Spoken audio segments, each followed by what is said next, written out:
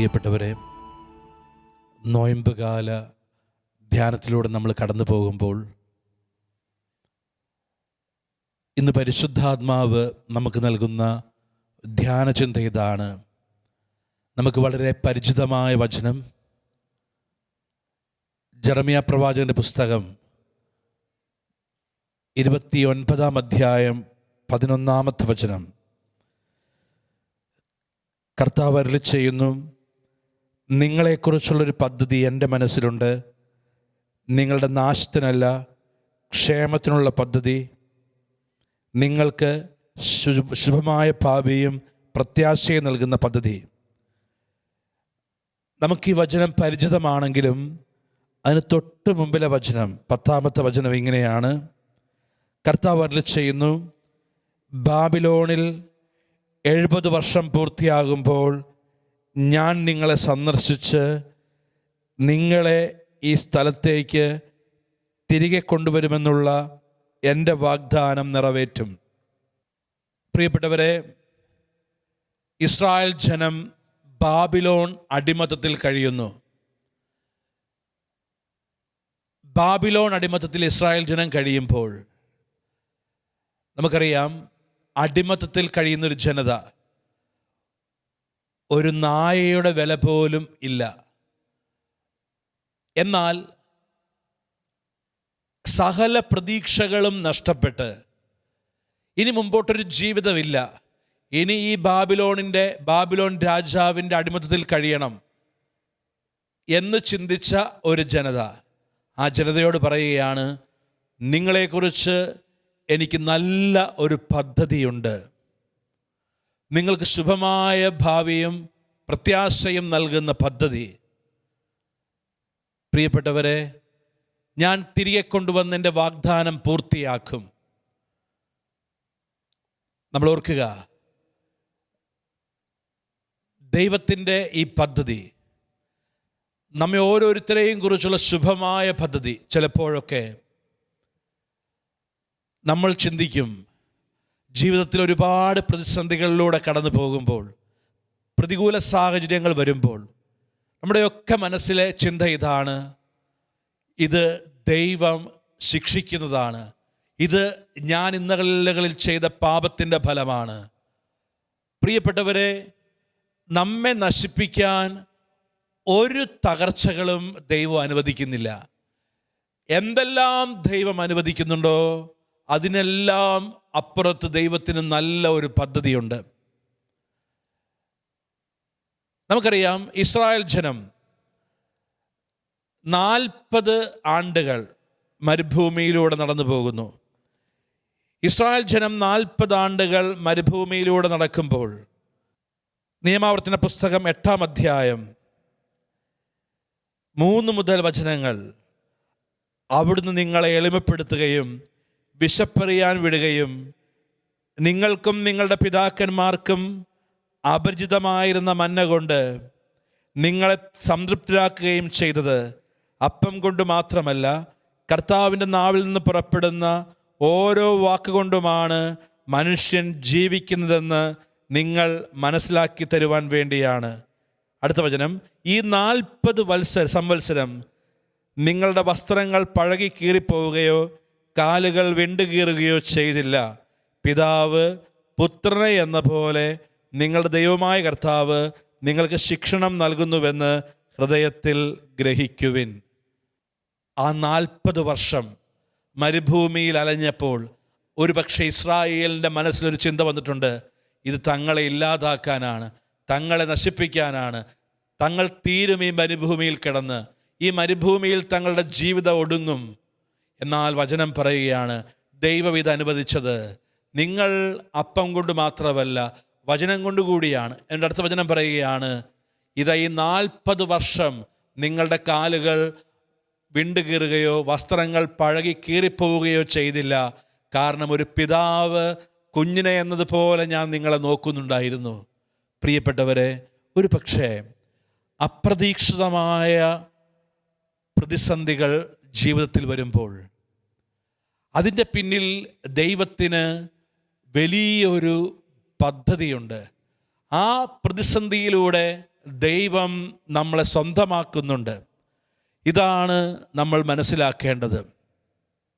ആ പ്രതിസന്ധി നമ്മുടെ വിശുദ്ധീകരണത്തിന് വേണ്ടിയുള്ളതാണ്. ഈ പ്രതിസന്ധിയിൽ ദൈവം നമ്മളെ വിശുദ്ധീകരിച്ച് സ്വന്തമാക്കുന്നു എന്നതാണ് പ്രധാനപ്പെട്ട കാര്യം. ഡിവൈൻ ധ്യാന കേന്ദ്രത്തിൽ എല്ലാ ഞായറാഴ്ചയും ധ്യാനം ആരംഭിക്കും. അപ്പോൾ ഒരു ഞായറാഴ്ച ധ്യാനം തുടങ്ങുന്നു. ധ്യാനത്തിൻ്റെ ആദ്യ ക്ലാസ് ആരാധന, ധ്യാനത്തിൽ എപ്രകാരം പെരുമാറണം എന്നുള്ള നിർദ്ദേശങ്ങൾ ഇതെല്ലാം കൊടുത്തു. ഞായറാഴ്ചത്തെ ആദ്യത്തെ ദിവസം കഴിഞ്ഞ് ഞാൻ സ്റ്റേജിൽ നിന്ന് എൻ്റെ മുറിയിലേക്ക് പോകുമ്പോൾ ഒരു മനുഷ്യൻ, ഒരു 10-50 മുകളിൽ പ്രായമുണ്ട്, അദ്ദേഹം എൻ്റെ അടുത്ത് വന്നു. അദ്ദേഹം പറഞ്ഞു, അച്ഛാ, അദ്ദേഹത്തെ പരിചയപ്പെടുത്തി. ഞാനൊരു പോലീസ് ഉദ്യോഗസ്ഥനാണ്, ഞാൻ ഇന്ന ഒരു പ്രത്യയ ശാസ്ത്രത്തിൽ വിശ്വസിക്കുന്ന ഒരു പാർട്ടി പ്രവർത്തകനാണ്, ഞാൻ ദൈവത്തിൽ വിശ്വസിക്കുന്നില്ല, ദൈവം ഇല്ല. അപ്പോൾ ഞാൻ ചോദിച്ചു, ഇവിടെ പറയുന്ന കാര്യങ്ങളൊന്നും വിശ്വസിക്കുന്നില്ല, ദൈവത്തിൽ വിശ്വസിക്കുന്നില്ല, പിന്നെ എന്തുകൊണ്ട് നിങ്ങൾ ഇവിടെ വന്നു?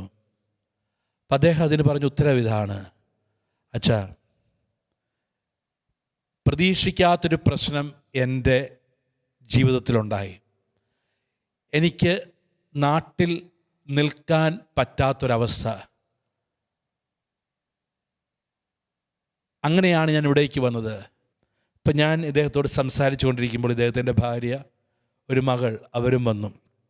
അപ്പോൾ ഈ ഭാര്യ ചൂണ്ടിക്കാട്ടി മനുഷ്യൻ പറഞ്ഞു, ഇവൾക്ക് ദൈവത്തിൽ ഭയങ്കര വിശ്വാസമാണ്, മകൾക്കും അതെ. അച്ചോ, ഇനി എൻ്റെ കാര്യം പറയാം. അത് പറയാൻ വേണ്ടി വന്നതല്ല, പക്ഷേ കപടതയോടെ, കള്ളത്തരത്തോടെ ഇവിടെ താമസിക്കുക എന്നത് തെറ്റാണെന്ന് എനിക്ക് തോന്നി. അതുകൊണ്ട് വന്നതാ. എനിക്ക് ആശ്ചര്യം തോന്നി. കാരണം അദ്ദേഹത്തിന് ദൈവവിശ്വാസമില്ല, പ്രാർത്ഥനയില്ല, ദൈവം ഉണ്ട് എന്ന ബോധ്യമില്ല. പക്ഷേ അദ്ദേഹത്തിൻ്റെ മനസ്സാക്ഷി എന്താ പറഞ്ഞത്? നീ താമസിക്കുന്നൊരു സ്ഥലം, അവിടെ നീ കള്ളത്തരത്തെ, മനസ്സാക്ഷിയെ വഞ്ചിച്ചുകൊണ്ടാണ് നീ ജീവിക്കുന്നത്. പ്രിയപ്പെട്ടവരെ, നമുക്ക് ഇന്ന് നഷ്ടപ്പെടുന്നത് ഈ മനസ്സാക്ഷിയാണ്. ഈ മനസ്സാക്ഷി നമുക്ക് നഷ്ടപ്പെടുകയാണ്. ആത്മീയതയും മനസ്സാക്ഷിയും തമ്മിൽ ഒരു ബന്ധവും ഇല്ലാതായി പോവുകയാണ്. പ്രാർത്ഥിക്കുന്നവർ, പ്രാർത്ഥന കൂടുന്നവർ, പള്ളിയിൽ പോകുന്നവർ, അവർക്ക് ഒരു മനസ്സാക്ഷി അല്ലെങ്കിൽ ഒരു മനസ്സ് ഇത് ബാധിക്കുന്നില്ല. മനസ്സുമായിട്ട്, ഹൃദയവുമായിട്ട് ബന്ധമില്ലാത്തൊരു ആത്മീയത വളരുന്നുണ്ടോ? പക്ഷേ ഈ മനുഷ്യനെ ഞാൻ അത്ഭുതത്തോടെ നോക്കി. അദ്ദേഹത്തിൽ ദൈവവിശ്വാസമില്ല, ദൈവമില്ല, മതത്തിൽ പള്ളിയിൽ പോകുന്നില്ല. പക്ഷേ അദ്ദേഹം പറഞ്ഞൊരു കാര്യം, ഞാൻ ഇവിടെ താമസിക്കുന്നത് എനിക്കറിയാം അത് തെറ്റാണെന്ന്. ഞാൻ പറഞ്ഞു, സാരമില്ല.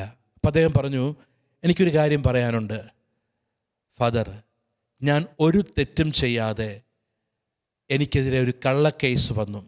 ഇന്നത് അന്വേഷണ വിധേയമായിട്ട് എന്നെ സസ്പെൻഡ് ചെയ്തിരിക്കുകയാണ്. എന്നെ അന്വേഷണ വിധേയമായി സസ്പെൻഡ് ചെയ്തു എന്ന വാർത്ത പത്രങ്ങൾ, TV നൽകി. ഈ വാർത്ത അറിഞ്ഞപ്പോൾ എൻ്റെ മകളുടെ വിവാഹം ഉറപ്പിച്ചിരുന്നു.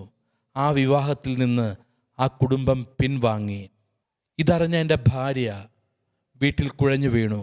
ഹോസ്പിറ്റലിൽ എത്തിക്കുമ്പോൾ അവളുടെ തലയിൽ ട്യൂമർ. ഒറ്റ ദിവസം ഒരു കുഴപ്പമില്ലാതെ ഭാര്യ, ഞാൻ, മകൾ ഒരു കുഴപ്പമില്ലാതെ പോകുന്നു. ഒറ്റ ദിവസം ഒരു U-ടേൺ, ഒറ്റ ദിവസം ഇടുത്തി പോലൊരു സംഭവം. എൻ്റെ ജോലി നഷ്ടപ്പെടുന്നു. നാട്ടുകാരുടെ മുമ്പിൽ, ചുറ്റുമുള്ളവരുടെ മുമ്പിൽ ഞാൻ അപഹാസ്യനാകുന്നു. എൻ്റെ മകളുടെ വിവാഹം മുടങ്ങുന്നു. എൻ്റെ ഭാര്യ അതറിഞ്ഞ് കുഴിഞ്ഞു വീഴുന്നു. ഹോസ്പിറ്റലിൽ ചെല്ലുമ്പോൾ തലയിൽ ട്യൂമർ. പ്രിയപ്പെട്ടവരെ, ഇദ്ദേഹം ധ്യാനം കൂടാൻ തുടങ്ങി. ചൊവ്വാഴ്ച കുമ്പസാരത്തെ, പാപത്തെക്കുറിച്ചുള്ള ക്ലാസ് കഴിഞ്ഞപ്പോൾ ഈ മനുഷ്യൻ വന്ന് പറഞ്ഞൊരു കാര്യം, അച്ചോ, അച്ഛൻ ഇപ്പോൾ പറഞ്ഞതെല്ലാം ഞാൻ കേട്ടു. ഞാൻ ഒരു കാര്യം എനിക്കറിയാം, ഇപ്പോൾ ഇത്രയും പേരിവിടെ ധ്യാനം കൂടുന്നു, ഞാനാണ് ഏറ്റവും വലിയ പാപി.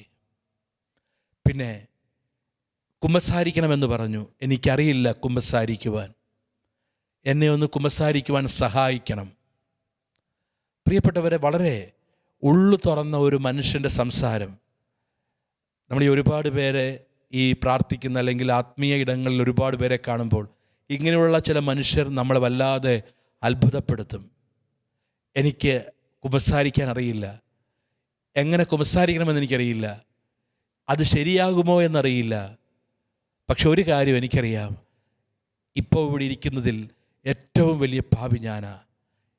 ഇങ്ങനെ ഒരു പാപി ഒന്ന് കുമ്പസാരിച്ചാൽ മതിയോ ഇതെല്ലാം മാറാൻ? ഇതൊക്കെ എൻ്റെ ചോദ്യമാണ്. വളരെ യുക്തിഭദ്രമായ ചോദ്യങ്ങൾ നിരത്തുമ്പോഴും അദ്ദേഹം ആവർത്തിച്ചു പറഞ്ഞു, ഞാൻ ഏറ്റവും വലിയ പാപിയാണ്. പ്രിയപ്പെട്ടവരെ, അത് ഹൃദയത്തിൽ നിന്നാണ് വരുന്നത്. ഞാൻ പറഞ്ഞു, ഞാൻ സഹായിക്കാം കുമ്പസാരിക്കാൻ. അങ്ങനെ കുമ്പസാരം എന്ന കൂദാശ ഞാൻ ഈ വ്യക്തിക്ക് വേണ്ടി ചെയ്യാൻ തീരുമാനമെടുത്തു. അങ്ങനെ ഈ വ്യക്തി എൻ്റെ അടുത്ത് വന്നു, സമയമെടുത്ത് കുമ്പസാരിച്ചു. കുമ്പസാരിച്ചെല്ലാം കഴിഞ്ഞ് ഈ വ്യക്തി പറഞ്ഞു, അച്ഛാ, എനിക്ക് ഒരു കാര്യം പറയാനുണ്ട്. ഇത് എൻ്റെ അനുജൻ്റെ ഫോൺ നമ്പറാണ്. ഞാൻ കുടുംബം ഇവിടെ ഉണ്ടെന്ന് അച്ഛൻ വിളിച്ചു പറയണം. ഇദ്ദേഹത്തിൻ്റെ അനുജൻ ഒരു ഗവൺമെൻറ് ജോലിയാണ്. ഞാൻ അത് കഴിഞ്ഞ് ഫോൺ വിളിച്ചു, നിങ്ങളുടെ ജ്യേഷ്ഠനും കുടുംബവും ഇവിടെയുണ്ട്, കാര്യങ്ങളെല്ലാം ഞാൻ അറിഞ്ഞു. അച്ഛാ, പ്രാർത്ഥിക്കണം. അന്വേഷണ റിപ്പോർട്ട് നാളെയോ മറ്റന്നാളോ വരും. അങ്ങനെ ഫോൺ വച്ചു, പ്രാർത്ഥിക്കാമെന്ന് പറഞ്ഞു. ബുധനാഴ്ച ഒരു 2 മണി 2:30 ആയപ്പോൾ എനിക്ക് ഒരു ഫോൺ കോൾ ഇദ്ദേഹത്തിൻ്റെ അനുജൻ്റെ. അച്ചോ, അന്വേഷണ റിപ്പോർട്ട് വന്നു, ജ്യേഷ്ഠൻ കുറ്റക്കാരനല്ല, മിക്കവാറും കുറ്റക്കാരനല്ല എന്നുള്ള റിപ്പോർട്ട് പോയിട്ടുണ്ട്. ഇന്ന് വൈകുന്നേരമോ നാളെയോ സസ്പെൻഷൻ്റെ കാര്യത്തിൽ തീരുമാനമുണ്ടാകും. പിറ്റേ ദിവസം ഇവർക്ക് കുറച്ച് പാർട്ടി സംബന്ധമായ പൊളിറ്റിക്സ് സംബന്ധമായ ബന്ധങ്ങളൊക്കെയുണ്ട്. പിറ്റേ ദിവസം പ്രിയപ്പെട്ടവരെ, റിസൾട്ട് എന്നെ വിളിച്ച് പറഞ്ഞു, ജ്യേഷ്ഠനെ ജോലിയിൽ തിരികെ എടുക്കുന്നു. ജോലിയിൽ ജ്യേഷ്ഠനെ തിരികെ എടുക്കുന്നു. അങ്ങനെ അദ്ദേഹം വെള്ളിയാഴ്ച ധ്യാനം കഴിയുന്നു. ധ്യാനം കഴിഞ്ഞ് അച്ഛന്മാരെ കണ്ട് പ്രാർത്ഥിക്കാൻ വേണ്ടി നിൽക്കും. അങ്ങനെ എൻ്റെ മുറിയുടെ വാതിൽക്കൽ ഈ മനുഷ്യൻ നിൽപ്പുണ്ട്, ഭാര്യ നിൽപ്പുണ്ട്, മോളുണ്ട്. അപ്പോൾ ഉച്ചയ്ക്ക് ഒരു 12:45 ഒരു കാറിൽ ഇദ്ദേഹത്തിൻ്റെ അനുജൻ വരുന്നു. ഈ അനുജനോടൊപ്പം ഒരു ചെറുപ്പക്കാരനുണ്ട്. ഈ പ്രശ്നമുണ്ടായപ്പോൾ ഈ വിവാഹം വേണ്ട എന്ന് പറഞ്ഞ് പോയ കുടുംബം, ആ കുടുംബം വിവാഹത്തിന് തയ്യാറാകുന്നു. ആ ചെറുപ്പക്കാരനും കൂടി ഇവരെ കൂട്ടിക്കൊണ്ടുപോകാൻ വന്നിരിക്കുന്നു. അങ്ങനെ അവർ വീണ്ടും ആ മുടങ്ങിയ വിവാഹം ഡിവൈനിൽ വച്ച് ഉറപ്പിക്കുന്നു. തിരിച്ചു പോകുന്നു. വെള്ളിയാഴ്ച തന്നെ ധ്യാനം കഴിഞ്ഞ് ചൊവ്വാഴ്ച ഹോസ്പിറ്റലിൽ നിന്ന് ഉച്ച കഴിഞ്ഞ് എന്നെ വിളിക്കുന്നു. അച്ഛാ, ഒരു സന്തോഷ വാർത്ത, ഭാര്യയെ അഡ്മിറ്റ് ചെയ്യാൻ വേണ്ടി കൊണ്ടുവന്നതാണ്. അഡ്മിറ്റ് ചെയ്യണം, ധ്യാനം കഴിഞ്ഞ് അഡ്മിറ്റ് ചെയ്യാമെന്ന് ഓർത്തത്. ഇപ്പോൾ അഡ്മിറ്റ് ചെയ്യാൻ കൊണ്ടുവരുമ്പോൾ ഡോക്ടേഴ്സ് പറയുന്നു, ആ ട്യൂമർ അവിടെ ഇല്ല, പൂർണ്ണമായി സുഖപ്പെട്ടു. ഞാൻ ഈ ഒരു സൗഖ്യത്തെക്കുറിച്ച് പറയാനോ ഈ ഒരു അത്ഭുതത്തെക്കുറിച്ച് പറയാനോ അല്ല. ഒരു 5 ദിവസം മുമ്പ് ഈ വ്യക്തി ദൈവമില്ല എന്ന് എന്നോട് പറഞ്ഞതാ, ദൈവത്തിൽ വിശ്വാസമില്ല എന്ന് പറഞ്ഞതാണ്. ഈ വ്യക്തി 10-18 വർഷം മുമ്പ് പള്ളിയിൽ പോയി കുമ്പസാരിച്ചതൊക്കെയാണ്. ഈ വ്യക്തി പള്ളിയിൽ പോകാറില്ല, ദൈവത്തിൽ വിശ്വാസമില്ല. പക്ഷേ ഈ വ്യക്തിയുടെ ജീവിതത്തിൽ അൺഎക്സ്പെക്റ്റഡായിട്ട് പ്രതീക്ഷിക്കാതെ ഉണ്ടായ ഒരു പ്രതിസന്ധി ഈ പ്രതിസന്ധി ജീവിതത്തിൽ വന്നപ്പോൾ, ഈ പ്രതിസന്ധി ജീവിതത്തെ തൊട്ടപ്പോൾ, പ്രിയപ്പെട്ടവരെ ഓർക്കുക, ഒരൊറ്റ ദിവസമാണ് ഇദ്ദേഹത്തിൻ്റെ സസ്പെൻഷൻ. അതറിയുന്ന കുടുംബം വിവാഹത്തിൽ നിന്ന് പിന്മാറുന്നു. ഭാര്യ ഇതറിഞ്ഞ് രോഗിയാകുന്നു.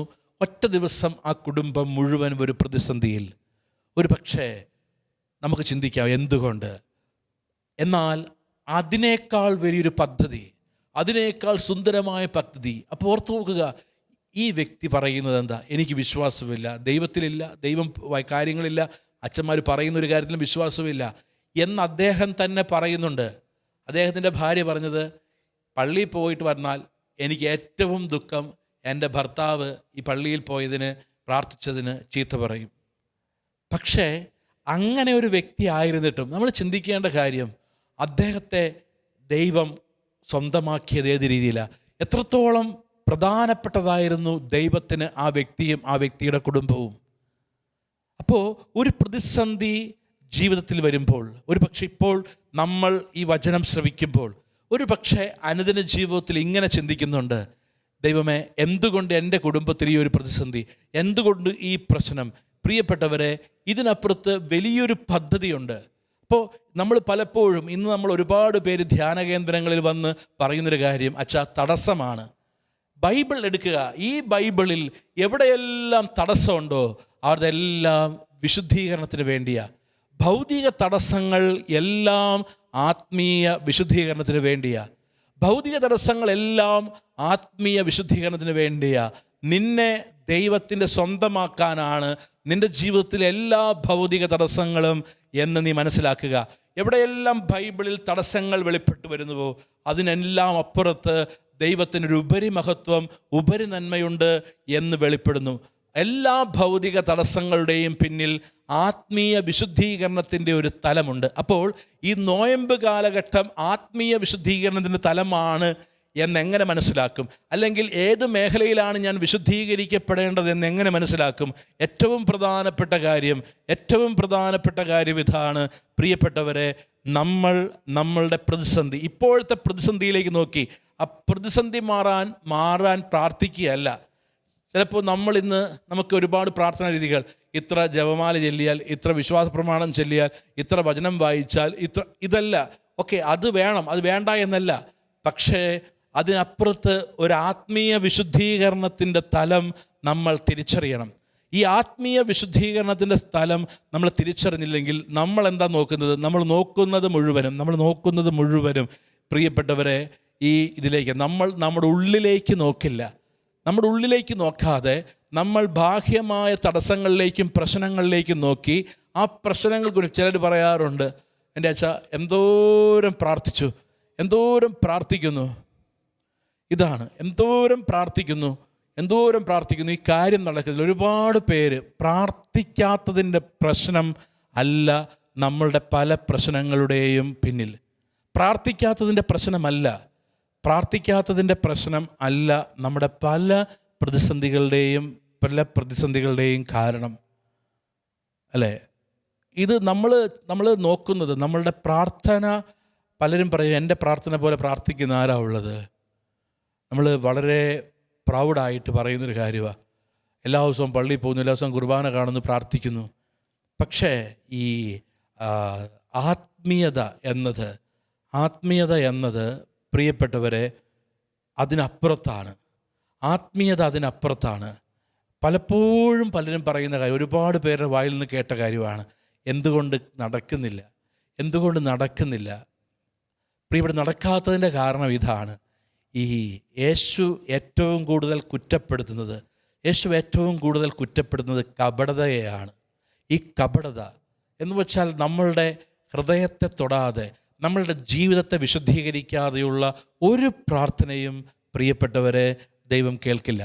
അതിനാൽ ഏറ്റവും പ്രധാനപ്പെട്ട, നമ്മൾ ഈ നോയമ്പ് കാലഘട്ടത്തിൽ ധ്യാനിക്കുമ്പോൾ ഏറ്റവും പ്രധാനപ്പെട്ടൊരു കാര്യം ഇതാണ്.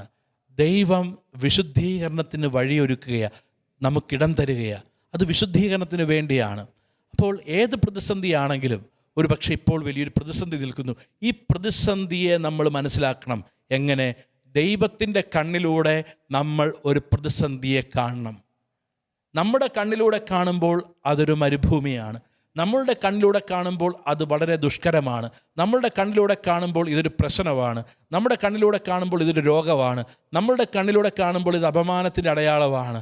ദൈവത്തിൻ്റെ കണ്ണിലൂടെ കാണുമ്പോൾ അത് വിശുദ്ധീകരണത്തിന്, അത് രക്ഷയ്ക്ക് ഒരു വഴിയായിട്ട് മാറും. അപ്പോൾ ദൈവം അനുവദിക്കുന്ന ഒരു കാര്യവും, ചിലപ്പോഴൊക്കെ ചിന്തിക്കും, ദൈവം അനുവദിക്കുന്ന ഒരു കാര്യവും നമ്മളെ നശിപ്പിക്കാൻ അല്ലെങ്കിൽ തകർക്കാനുള്ളതല്ല.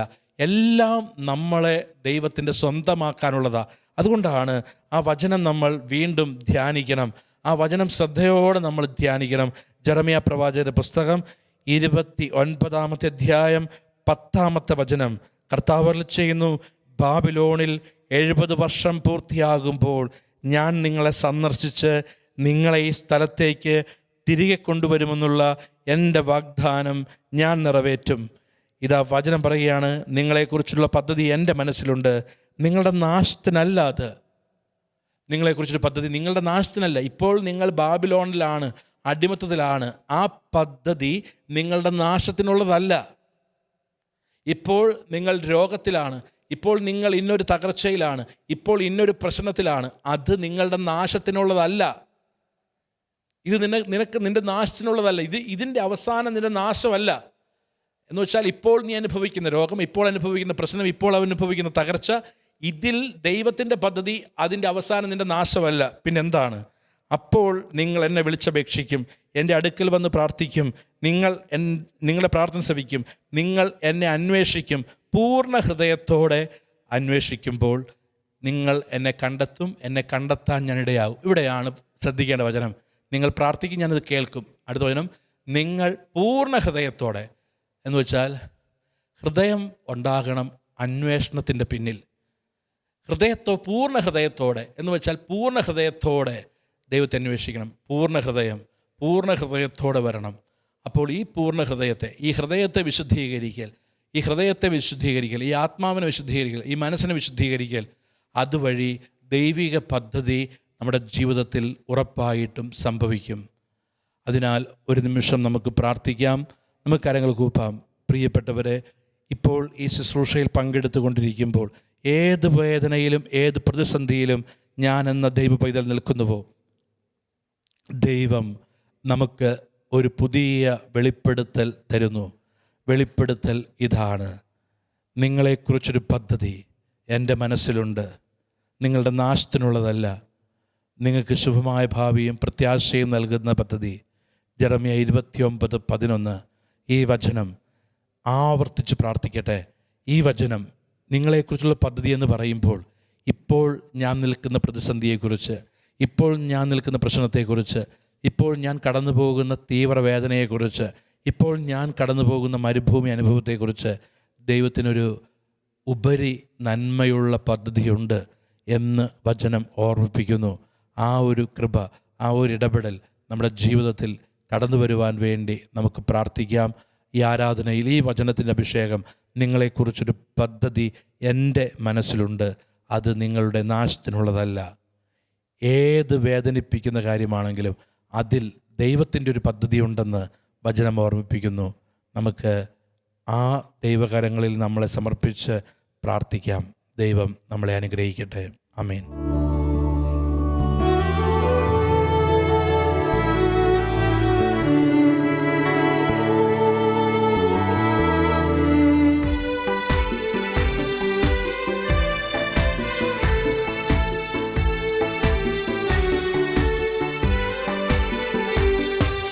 ദൈവപിതാവേ, അങ്ങേ ഞങ്ങൾ ആരാധിച്ചിടുന്നിതാ. ദൈവപിതാവേ, അങ്ങേ ഞങ്ങൾ പാടി സ്തുതിക്കുന്നിതാ. ദൈവപിതാവേ, അങ്ങേ ഞങ്ങൾ ആരാധിച്ചിടുന്നിതാ. ദൈവപിതാവേ, അങ്ങേ ഞങ്ങൾ പാടി സ്തുതിക്കുന്നിതാ. ആരാധന അങ്ങേക്ക്, ആരാധന, ആരാധന അങ്ങേക്ക്, ആരാധന, ആരാധന അങ്ങേക്ക്, ആരാധന, ആരാധന അങ്ങേക്ക്, ആരാധന.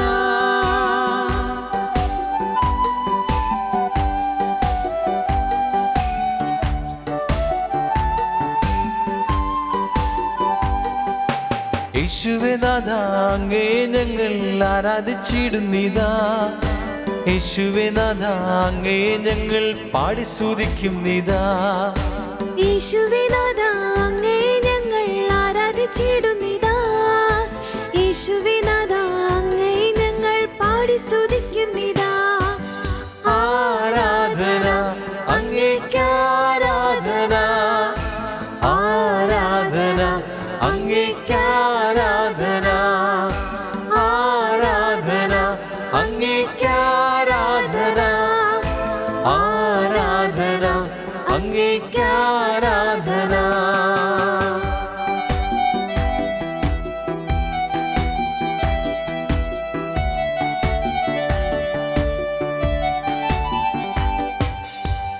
പാവനാത്മാവേ അങ്ങേ ഞങ്ങൾ ആരാധിച്ചിടുന്നിതാ. പാവനാത്മാവേ അങ്ങേ ഞങ്ങൾ പാടി സ്തുതിക്കുന്നിതാ. പാവനാത്മാവേ അങ്ങേ ഞങ്ങൾ ആരാധിച്ചിടുന്നിതാ. പാവനാത്മാവേ അങ്ങേ ഞങ്ങൾ പാടി സ്തുതിക്കുന്നിതാ. ആരാധന അങ്ങേക്ക് ആരാധന, ആരാധന അങ്ങേക്ക് ആരാധന, ആരാധന അങ്ങേക്ക് ആരാധന, ആരാധന അങ്ങേക്ക് ആരാധന, ആരാധന അങ്ങേക്ക് ആരാധന, ആരാധന അങ്ങേക്ക് ആരാധന. കാനായിൽ വെള്ളത്തെ വീഞ്ഞാക്കി മാറ്റിയ രക്ഷകനേശുനാഥാ, കാരുണ്യ സ്നേഹം നിറച്ചു നീ ഞങ്ങളെ ശുദ്ധീകരിച്ചിടണേ. കാനായിൽ വെള്ളത്തെ വീഞ്ഞാക്കി മാറ്റിയ രക്ഷകനേശുനാഥാ, കാരുണ്യ സ്നേഹം നിറച്ചു നീ ഞങ്ങളെ ശുദ്ധീകരിച്ചിടണേ. ആരാധന അങ്ങേക്ക് ആരാധന, ആരാധന അങ്ങേക്ക് ആരാധന, ആരാധന അങ്ങേക്ക് ആരാധന, ആരാധന അങ്ങേക്ക് ആരാധന. കാറ്റിനും വൻതിരമാലകൾക്കും വന്ന് ശാന്തത നൽകിയോനേ, ആടിയുലയുന്ന ജീവിതങ്ങൾക്കിന്ന് ശാന്തത നൽകിടണേ. കാറ്റിനും വൻതിരമാലകൾക്കും വന്ന് ശാന്തത നൽകിയോനേ, ആടിയുലയുന്ന ജീവിതങ്ങൾക്കിന്ന് ശാന്തത നൽകിടണേ. ആരാധന അങ്ങേക്ക് ആരാധന, ആരാധന അങ്ങേക്ക് ആരാധന, ആരാധന അങ്ങേക്ക് ആരാധന, ആരാധന അങ്ങേക്ക് ആരാധന, ആരാധന അങ്ങേക്ക് ആരാധന, ആരാധന അങ്ങേക്ക് ആരാധന, ആരാധന അങ്ങേക്ക് ആരാധന, ആരാധന അങ്ങേക്ക് ആരാധന, ആരാധന അങ്ങേക്ക് ആരാധന, ആരാധന അങ്ങേക്ക് ആരാധന, ആരാധന അങ്ങേക്ക് ആരാധന, ആരാധന അങ്ങേക്ക് ആരാധന, ആരാധന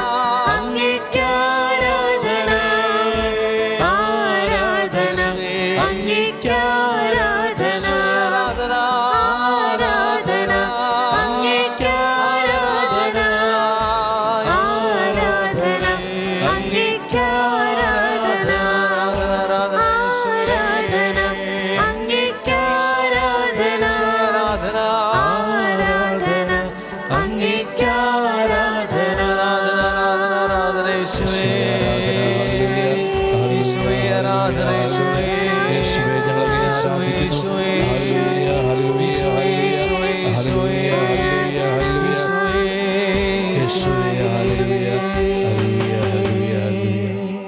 പരിശുദ്ധ പരമ ദിവ്യകാരുണ്യ ഈശോയ്ക്ക് എന്നേരവും ആരാധനയും സ്തുതിയും പുകഴ്ചയും ഉണ്ടായിരിക്കട്ടെ. പരിശുദ്ധ പരമ ദിവ്യകാരുണ്യ ഈശോയ്ക്ക് എന്നേരവും ആരാധനയും സ്തുതിയും പുകഴ്ചയും ഉണ്ടായിരിക്കട്ടെ. പരിശുദ്ധ പരമ ദിവ്യകാരുണ്യ ഈശോയ്ക്ക് എന്നേരവും ആരാധനയും സ്തുതിയും പുകഴ്ചയും ഉണ്ടായിരിക്കട്ടെ.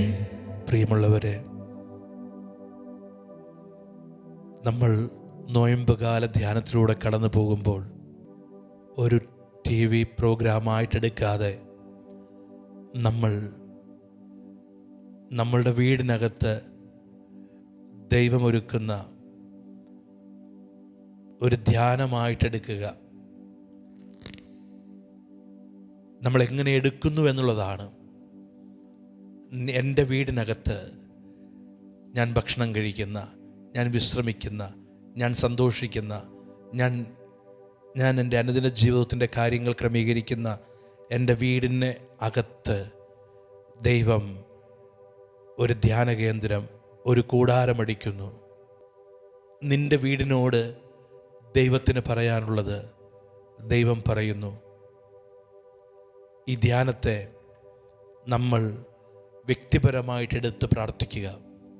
ഇന്ന് നമ്മൾ ധ്യാനിക്കുന്ന വചനം, പ്രാർത്ഥിക്കുന്ന വചനം ജെറമിയ 29:11 നമുക്കൊരുപാട് പരിചയമായ വചനവിതാണ്. കർത്താവ് അരുളിച്ചെയ്യുന്നു, നിങ്ങളെക്കുറിച്ചുള്ള പദ്ധതി എൻ്റെ മനസ്സിലുണ്ട്, നിങ്ങളുടെ നാശത്തിനല്ല ക്ഷേമത്തിനുള്ള പദ്ധതിയാണത്. നിങ്ങൾക്ക് ശുഭമായ ഭാവിയും പ്രത്യാശയും നൽകുന്ന പദ്ധതി. ഇതാരോട് ദൈവം പറയുകയാ? നിങ്ങളെക്കുറിച്ചൊരു പദ്ധതി എൻ്റെ മനസ്സിലുണ്ട്, നിങ്ങൾക്ക് നല്ല ഭാവി, പ്രത്യാശ നൽകുന്നൊരു പദ്ധതി എൻ്റെ മനസ്സിലുണ്ട്. ഇതാരോട് പറയുന്നു? ദൈവത്തെ നോക്കി നിൽക്കുന്ന, ദൈവത്തിൻ്റെ വചനം അനുസരിച്ച് നിൽക്കുന്ന, ദൈവത്തിൻ്റെ വചനത്തോട് ചേർന്ന് നിൽക്കുന്ന ഒരു വ്യക്തിയോട് പറയുന്നതല്ലിത്. ഇതാരോട് പറയുന്ന വചനമാണ്? അതറിയണമെങ്കിൽ 10-ാമത്തെ വചനം കർത്താവ് അരുളിച്ചെയ്യുന്നു, ബാബിലോണിൽ 70 വർഷം പൂർത്തിയാകുമ്പോൾ ഞാൻ നിങ്ങളെ സന്ദർശിച്ച് നിങ്ങളെ ഈ സ്ഥലത്തേക്ക് തിരികെ കൊണ്ടുവരുമെന്നുള്ള എൻ്റെ വാഗ്ദാനം ഞാൻ നിറവേറ്റും. എന്ന് വച്ചാൽ നിങ്ങളെക്കുറിച്ചൊരു പദ്ധതി, ശുഭമായ പദ്ധതി എനിക്കുണ്ടെന്ന് ദൈവം പറയുന്നത് ബാബിലോൺ അടിമത്തത്തിൽ കഴിയുന്ന ജനത്തോടാണ്. തങ്ങൾക്കിനിയൊരു ജീവിതമില്ല, തങ്ങൾക്ക് വിലയില്ല, തങ്ങൾ നശിച്ചു, തങ്ങൾ ഈ മണ്ണിൽ തങ്ങളുടെ ദേശം കാണാതെ ഒടുങ്ങും, അങ്ങനെ ചിന്തിച്ച് രാവും പകലും പരാതിയും പരിവട്ടവുമായി കഴിയുന്ന ഒരു ജനത്തോട് പറയുക, നിങ്ങളെക്കുറിച്ച് എൻ്റെ മനസ്സിൽ വലിയൊരു പദ്ധതിയുണ്ട്. ഈ വചനം എനിക്ക് എപ്പോഴും തോന്നിയിട്ടുണ്ട്. ഈ വചനം കേൾക്കുമ്പോൾ ഒരുപാട് പേര് ചിന്തിക്കുന്നു, എന്നെക്കുറിച്ച് എന്ത് പദ്ധതിയാണ് ഉള്ളത്? ഈ വചനം ചിലർക്ക് പറയാൻ തന്നെ മടിയാ. കാരണം എന്താണെന്നറിയാവോ? കാരണം ഒരു നന്മയും ജീവിതത്തിൽ കാണുന്നില്ല, ഒരു പ്രതീക്ഷയും ജീവിതത്തിലില്ല. അപ്പോഴാണ് നിങ്ങളെക്കുറിച്ചൊരു പദ്ധതിയുണ്ട്. പ്രിയപ്പെട്ടവരെ, അതേ അവസ്ഥയിൽ കിടന്നൊരു ജനത്തോട്, ഒരു പക്ഷെ നമ്മൾ ഇന്ന് നിൽക്കുന്നതിനേക്കാൾ മോശപ്പെട്ട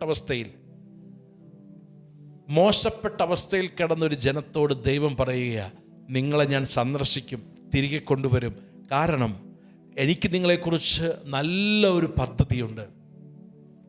നമ്മൾ ഈ വചനം കേൾക്കുമ്പോൾ ചിലപ്പോൾ നമ്മൾ വല്ലാതെ അസ്വസ്ഥപ്പെടും.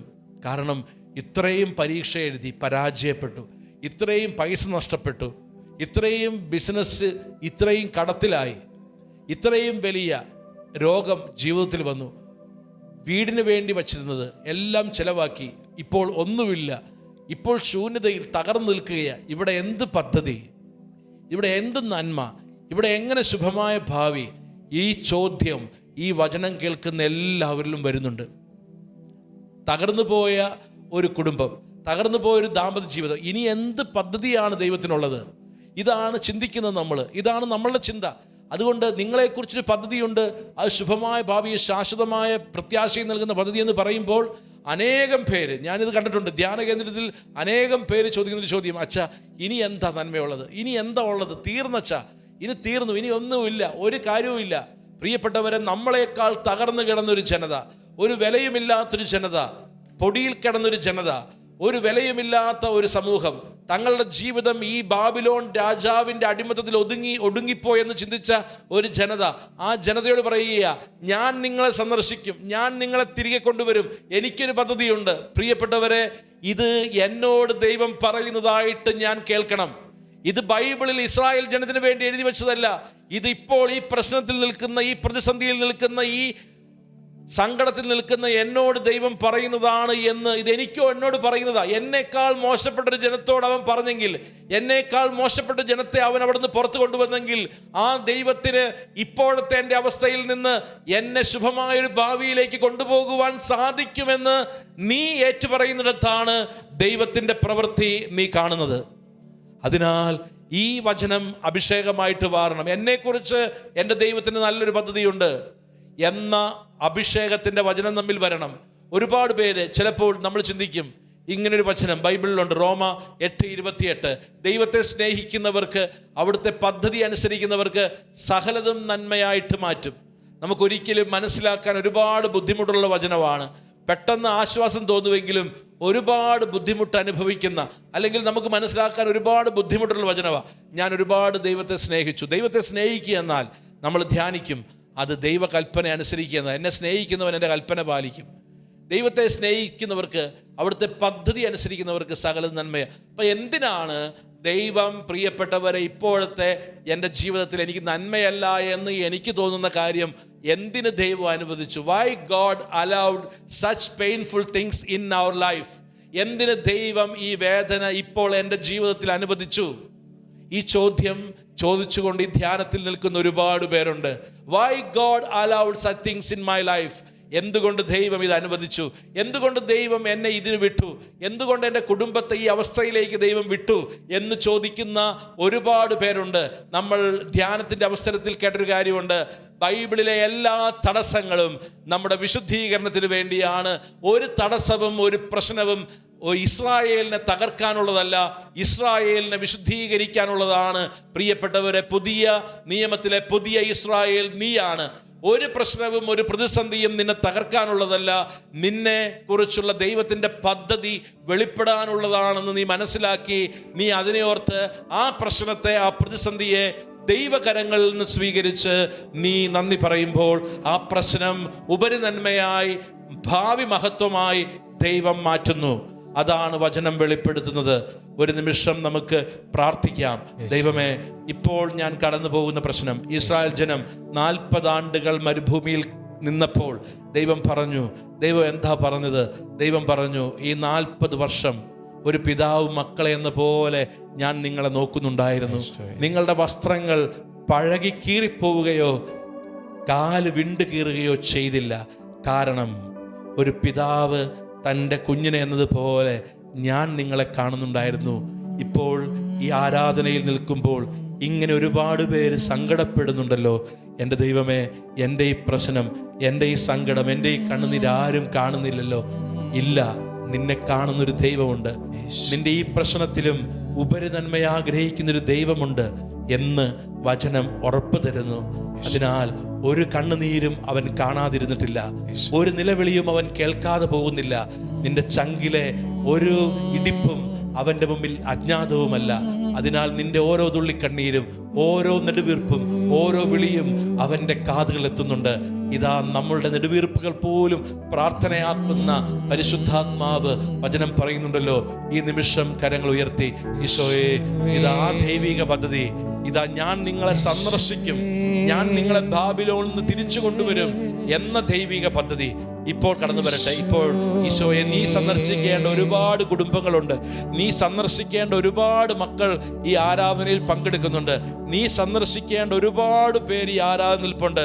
രോഗത്തിൻ്റെ, സാമ്പത്തിക പ്രതിസന്ധികളുടെ, വിവാഹ തകർച്ചയുടെ, കുടുംബ പ്രശ്നങ്ങളുടെ, ജീവിതം കൈവിട്ടു പോയതിൻ്റെ കണ്ണുനീരും വിലാപവുമായിട്ട് നീ സന്ദർശിക്കേണ്ട ഒരുപാട് മക്കളുണ്ട്. കർത്താവേ, അവർക്ക് വേണ്ടി ഞങ്ങൾ പ്രാർത്ഥിക്കുന്നു. അവരെ ഈ വിശുദ്ധ കുർബാനയോട് ഞങ്ങൾ ചേർത്ത് വയ്ക്കുന്നു. കർത്താവ്, ഈ നിമിഷം നീ സന്ദർശിച്ച് നിന്റെ വാഗ്ദാനം നീ പൂർത്തിയാക്കണമേ. വാഗ്ദാനങ്ങളിൽ വിശ്വസ്തനായ കർത്താവേ, ഈ നിമിഷം നീ ഇടപെടണേ. നമുക്ക് കരങ്ങൾ ഉയർത്തി സ്തുതിച്ച് പ്രാർത്ഥിക്കാം. ഈശോയെ, ഇപ്പോൾ ഈ ശുശ്രൂഷയിൽ പങ്കെടുത്തുകൊണ്ടിരിക്കുന്ന എല്ലാ വ്യക്തികളിലും കുടുംബങ്ങളിലും ദൈവത്തിന്റെ ഇടപെടൽ, ദൈവിക ശക്തിയുടെ ഇടപെടൽ, ദൈവമഹത്വം ഇറങ്ങാൻ ഞങ്ങൾ പ്രാർത്ഥിച്ച് സ്തുതിക്കുന്നു. Hallelujah, hallelujah, hallelujah. യേശുവേ ആരാധന. Hallelujah, hallelujah, hallelujah, hallelujah. യേശുവേ ആരാധന. Hallelujah, hallelujah. യേശുവേ ആരാധന. Hallelujah, hallelujah. ദൈവത്തെ സ്നേഹിക്കുമ്പോൾ സർവം നന്മയ്ക്കായി ഭവിച്ചിടുന്നു. തിരുസ്വരമനുസരിച്ചാൽ നമുക്കൊരു കേടും അവനധികം. ദൈവത്തെ സ്നേഹിക്കുമ്പോൾ സർവം നന്മയ്ക്കായി ഭവിച്ചിടുന്നു. തിരുസ്വരമനുസരിച്ചാൽ നമുക്കൊരു കേടും അവനധികം.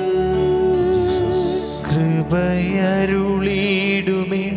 ബലമണിക്കുമേ, കൃപയാരുളിടുമേ,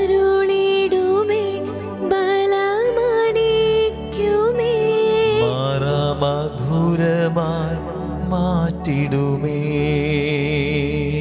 മാറാമധുരമായി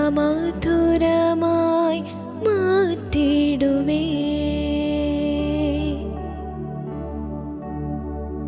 കരങ്ങൾ ഹൃദയത്തോട് ചേർത്ത് ഇപ്പോൾ ഒരു പ്രതിസന്ധിയും ദൈവം അറിയാതെ, ദൈവം അനുവദിക്കാതെ നമ്മുടെ ജീവിതത്തിലില്ല. നമ്മുടെ ബുദ്ധി പറഞ്ഞു തരുന്ന കാര്യങ്ങളുണ്ട്. ഒരു പ്രതിസന്ധി, ഒരു പ്രശ്നം നമ്മുടെ ജീവിതത്തിൽ വരുമ്പോൾ, എന്നാൽ അതിനപ്പുറത്ത് ദൈവത്തിന് ഓരോ പ്രശ്നത്തിലും ചിലത് പറയുവാനുണ്ട്. ഒരു പ്രതിസന്ധിയും നമ്മളെ തകർക്കാനുള്ളതല്ല. വചനം പറയുന്നുണ്ട്, ഇതാ മക്കളായി കരുതുന്നവർക്ക് അവിടുന്ന് ശിക്ഷണം നൽകുന്നു. എല്ലാവർക്കും കിട്ടുന്ന ശിക്ഷണം നിങ്ങൾക്ക് കിട്ടുന്നില്ലെങ്കിൽ നിങ്ങൾ മക്കളല്ല, ജാരസന്തതികളാണ്. ഉൽപ്പത്തി പുസ്തകം മുതൽ നമ്മൾ കണ്ടുമുട്ടുന്നുണ്ട്, ദൈവം തൻ്റെ ജനത്തെ ചില പ്രതിസന്ധികൾക്ക് വിട്ടുകൊടുക്കുന്നത്. പക്ഷേ ഒരു പ്രതിസന്ധിയിലും നമ്മൾ കാണുന്നില്ല, ഒരാളെയും ഉപേക്ഷിക്കുന്നത് കാണുന്നില്ല. അനുവദിക്കുന്നുണ്ട്, ഉപേക്ഷിക്കുന്നില്ല. പ്രതിസന്ധികൾ, പ്രശ്നങ്ങൾ, രോഗങ്ങൾ, തകർച്ചകൾ അനുവദിക്കുന്ന ദൈവം. ഇത് അനുവദിക്കുമ്പോഴും അതിനേക്കാൾ എത്രയോ ബെറ്ററായ, അതിനേക്കാൾ എത്രയോ ശ്രേഷ്ഠമായ ഒരു പദ്ധതിയുണ്ട്. നമുക്കറിഞ്ഞാൽ അല്ലെങ്കിൽ നമ്മളതറിഞ്ഞാൽ, അല്ലെങ്കിൽ നമ്മുടെ യുക്തി കൊണ്ട് നമ്മൾ ചിലപ്പോൾ ചിന്തിക്കുമ്പോൾ നമ്മുടെ ബുദ്ധിയിൽ, യുക്തിയിൽ ഒരു പരിഹാരമില്ല. പക്ഷേ നമ്മുടെ ബുദ്ധി കൊണ്ടോ നമ്മുടെ യുക്തി കൊണ്ടോ അളക്കാൻ പറ്റുന്നതല്ല ദൈവത്തിൻ്റെ മനസ്സ്, ദൈവത്തിൻ്റെ പദ്ധതി. നമ്മൾ വിശ്വാസത്തോടെ ആ പദ്ധതിക്ക് വിധേയപ്പെട്ട് നിൽക്കുക. നമുക്ക് കരങ്ങൾ ഹൃദയത്തോട് ചേർക്കാം. കരങ്ങൾ ഹൃദയത്തോട് ചേർക്കുമ്പോൾ പ്രിയപ്പെട്ടവരെ, ഈ ശുശ്രൂഷയിൽ ഇപ്പോൾ നമ്മൾ പങ്കെടുത്തുകൊണ്ടിരിക്കുന്നു. ഞാൻ പറഞ്ഞു, ഇസ്രായേൽ ജനത്തോട് ദൈവം പറയുന്നത്, ഇതാ അവിടുന്ന് നിങ്ങളെ സന്ദർശിച്ച് നിങ്ങളെ ബാബിലോണിൽ നിന്ന് പുറത്തു കൊണ്ടുവരും. ഇപ്പോൾ ഈ വിശുദ്ധ കുർബാന ഈ സ്ക്രീനിൽ നിങ്ങൾ കാണുമ്പോൾ ദൈവം നിങ്ങളെ സന്ദർശിക്കുന്നു. പ്രിയപ്പെട്ടവരെ, ഇപ്പോൾ ഈ ആരാധനയോടെ നടക്കുമ്പോൾ ഒരുപാട് പേര് നിങ്ങൾക്ക് വേണ്ടി പ്രാർത്ഥിക്കുന്നുണ്ട്. ഈ ശുശ്രൂഷയ്ക്ക് പിന്നിൽ ഒരുപാട് പേരുടെ പ്രാർത്ഥനയുണ്ട്. അതിനാൽ ഒരു കാര്യം ഓർക്കുക, ഒരുപക്ഷെ അവിചാരിതമായിട്ടായിരിക്കാം ഇപ്പോൾ ഈ ശുശ്രൂഷയിൽ നിൽക്കുന്നത്. ഇപ്പോൾ ദൈവം നിങ്ങളുടെ സന്ദർശിക്കുന്ന നിമിഷമാണ്. ദൈവം നമ്മളെ സന്ദർശിക്കുന്ന നിമിഷമാണ്. ദൈവം നിന്നെ സന്ദർശിക്കുകയാണ്. അത് മനസ്സിൽ കാണ്. ഈശോ എന്നെ സന്ദർശിക്കുന്നു. കാനായിലെ കുടുംബം വീഞ്ഞു തീർന്നു പോയി നിന്നപ്പോൾ ആ കുടുംബത്തിൽ ഉണ്ടായിരുന്ന കർത്താവ് ആ കുടുംബത്തെ സന്ദർശിച്ചതുപോലെ, 38 വർഷം ബെത്സൈദ കുളത്തിൻ്റെ തീരത്ത് കിടന്നവനെ യേശു കടന്നു എന്ന് സന്ദർശിച്ചതുപോലെ, മരിച്ചുപോയ ലാസറിൻ്റെ കുഴിമാടത്തിന് മുമ്പിൽ യേശു സന്ദർശിച്ചതുപോലെ ഇപ്പോൾ യേശു സന്ദർശിക്കും. നീ അത് മനസ്സിൽ കാണുക. കാരണം വചനം അങ്ങനെയാണ്, ഞാൻ അവരെ സന്ദർശിക്കും, അവരെ ഞാൻ അതിൽ നിന്ന് പുറത്തു കൊണ്ടുവരും. ഇതാ ഈശോ നിന്നെ സന്ദർശിക്കുന്നു. ഇപ്പോൾ ദൂരങ്ങളിലായിരിക്കാം, രോഗക്കിടക്കയിലായിരിക്കാം, ഹോസ്പിറ്റലിലായിരിക്കാം. ഇപ്പോൾ യേശു നിന്റെ രോഗക്കിടക്കയെ സന്ദർശിക്കുന്നു. ഒരു പക്ഷേ അന്യദേശത്ത് ജോലി ചെയ്തിട്ട് പണം കിട്ടാതെ നിൽക്കുന്ന അവസ്ഥയായിരിക്കാം. യേശു നിന്നെ സന്ദർശിക്കുന്നു. വിദേശത്തേക്ക് പോകാൻ പൈസ കൊടുത്തിട്ട് ഒരു ആൻസർ കിട്ടാതെ നിൽക്കുന്ന അവസ്ഥയായിരിക്കാം. യേശു നിന്നെ സന്ദർശിക്കുന്നു. പല പ്രാവശ്യം OAT IELTS പരീക്ഷ എഴുതിയിട്ട് ഉത്തരം കിട്ടാതെ വീണ്ടും പഠിച്ചുകൊണ്ടിരിക്കുന്നു. ഒരു ഡേറ്റ് എടുക്കണം, ഇങ്ങനെ നിൽക്കുന്ന അവസ്ഥയായിരിക്കാം. യേശു നിന്നെ സന്ദർശിക്കുന്നു. എന്തുവാകട്ടെ നിന്റെ പ്രശ്നം, യേശു ഇപ്പോൾ നിന്നെ സന്ദർശിക്കുന്നു. ഈശോയുടെ കരങ്ങളിലേക്ക് കൊടുത്ത് ആ വചനമേറ്റു പറയുക. ജെറമിയ 29:11. ജെറമിയ 29:11. കർത്താവ് അരുളിച്ചെയ്യുന്നു, നിങ്ങളെക്കുറിച്ചുള്ള പദ്ധതി എൻ്റെ മനസ്സിലുണ്ട്. നിങ്ങളുടെ നാശത്തിനല്ല, ക്ഷേമത്തിനുള്ള പദ്ധതിയാണത്. നിങ്ങൾക്ക് ശാശ്വതമായ ഭാവിയും പ്രത്യാശയും നൽകുന്ന പദ്ധതി. അത് നിങ്ങളുടെ നാശത്തിനല്ല. ഇത് ദൈവത്തിൻ്റെ പദ്ധതിയാണെങ്കിൽ ഇത് നാശത്തിനല്ല. ഇപ്പോഴത്തെ ഈ പ്രശ്നം, ഇപ്പോഴത്തെ ഈ തടസ്സം, ഇപ്പോഴത്തെ ഈ രോഗം, ഇപ്പോഴത്തെ ഈ കടബാധ നാശത്തിനല്ല. അത് ക്ഷേമത്തിനുള്ള പദ്ധതിയാണ്. ഈ വചനം ആവർത്തിച്ച് പ്രാർത്ഥിക്കുക. നമുക്ക് ഈ വചനത്തിൻ്റെ അഭിഷേകത്തിന് വേണ്ടി പ്രാർത്ഥിക്കാം. വചനത്തിൻ്റെ അഭിഷേകത്തിന് വേണ്ടി പ്രാർത്ഥിക്കാം. ഒരു നിമിഷം പ്രിയപ്പെട്ടവരെ, ഇപ്പോൾ നമ്മൾ പ്രാർത്ഥിക്കുന്നത് പ്രത്യേകമായിട്ട് സമർപ്പിക്കേണ്ട ഒരു നിയോഗം. ഒരുപാട് കുടുംബങ്ങൾ, ജോലിയില്ല, കടബാധ്യത, പ്രത്യേകം പ്രാർത്ഥിക്കുക. നമുക്ക് കരങ്ങൾ ഉയർത്തി ഈശോയെ സ്തുതിച്ച് ഈശോയുടെ ആശീർവാദം സ്വീകരിക്കാം. Hallelujah, hallelujah, hallelujah. യേശുവേ ആരാധന. ഹല്ലേലൂയ. യേശുവേ ആരാധന, ആരാധന. യേശു, യേശു അവനാരിലും വലിയവൻ. യേശു, യേശു അവനാരിലും മതിയായവൻ. യേശു, യേശു അവനാരിലും വലിയവൻ. യേശു, യേശു അവനാരിലും മതിയായവൻ. നിത്യസ്തുതിക്ക് യോഗ്യനായ പരിശുദ്ധ പരമദിവ്യകാരുണ്യ ഈശോയ്ക്ക് എന്നേരവും ആരാധനയും സ്തുതിയും പുകഴ്ചയും ഉണ്ടായിരിക്കട്ടെ. ഏറ്റവും പരിശുദ്ധ പരമദിവ്യകാരുണ്യ ഈശോയ്ക്ക് എന്നേരവും ആരാധനയും സ്തുതിയും പുകഴ്ചയും ഉണ്ടായിരിക്കട്ടെ.